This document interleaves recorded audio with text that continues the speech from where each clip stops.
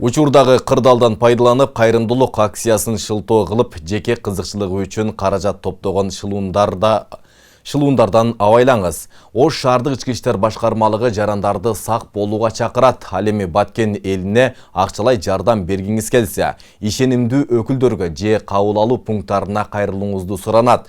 Көчө бойлоп же соода түйүндөрүн, ишкана мекемелерди аралап, Баткенге жардам деген жазуусу бар баштыкча же кутуча көтөрүп жүргөн бейтаныш адамдарга жардам көрсөтүүдөн карманууну сунушташат.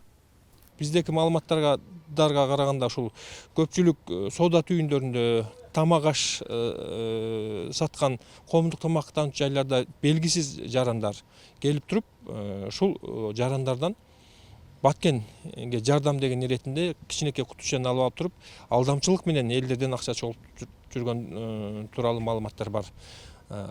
Берген суммасы аз болгондугуна байланыштуу көпчүлүк жарандарыбыз адамгерчилик кылып алардын үстүнөн кандайдыр бир арыз жазуудан баш тартып жатат.